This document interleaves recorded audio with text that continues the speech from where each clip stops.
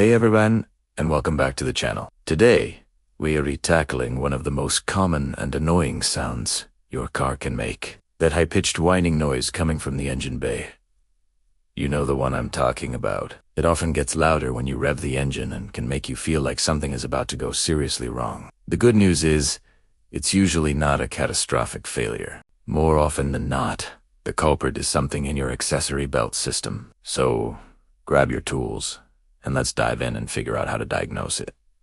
First things first, safety. Make sure your car is in park or neutral with the park and brake on. We'll be working around a running engine, so be extremely careful. Keep your hands, hair, and any loose clothing far away from moving parts, especially the belts and fans. Your safety is always the #1 priority.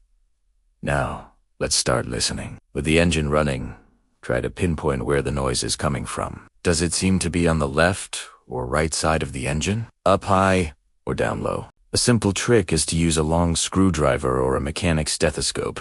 Carefully place the tip on the stationary parts of the accessories, like the alternator housing or the power steering pump body, and put the other end to your ear. Never touch the spinning pulley itself. This can help you isolate which component is making the most noise. If the whining gets louder when you touch a specific accessory, you've likely found your noisy part. The most common causes for this whining sound are a bad pulley bearing, a failing alternator, a worn-out power steering pump, or even just a worn and glazed serpentine belt. Let's talk about the belt first. Take a close look at it. Is it cracked, frayed, or does it look shiny and smooth on the ribbed side? A glazed belt can slip on the pulleys, causing a whining or squealing sound. You can try a quick spray of water on the belt while the engine is running. If the noise goes away for a moment, it's a strong sign that the belt is the problem and needs to be replaced. If the belt looks okay, our attention shifts to the pulleys and the accessories they drive.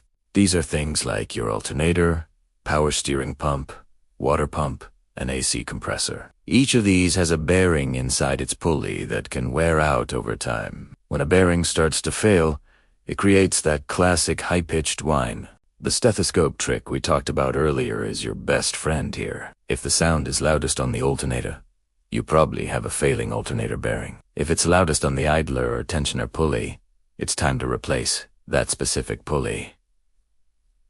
To be absolutely sure, you can perform a more advanced check. This involves removing the serpentine belt. Before you do this, make sure you know how the belt is routed. Take a picture or find a diagram online for your specific car model.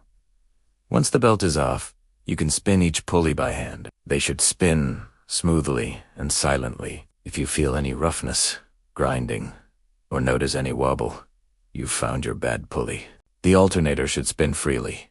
The power steering pump will have some resistance, and the AC compressor clutch pulley should spin freely. The water pump might have a tiny bit of resistance, but it should be smooth. Any idler or tensioner pulleys should spin for a couple of seconds with no noise. The one that grinds or wobbles is your problem. Once you've identified the faulty part, whether it's the belt, a pulley, or an entire accessory like the alternator, the next step is replacement.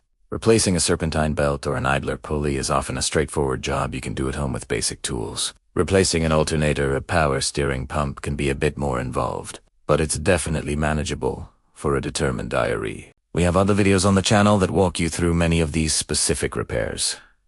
So, there you have it. A simple step-by-step guide to diagnosing that annoying engine whine. Don't let a strange noise scare you. With a little bit of investigation, you can often find and fix the problem yourself, saving a ton of money. Thanks for watching, and I hope this helps you out. If you found this video useful, give it a thumbs up, and don't forget to subscribe for more car repair tips. See you in the next one.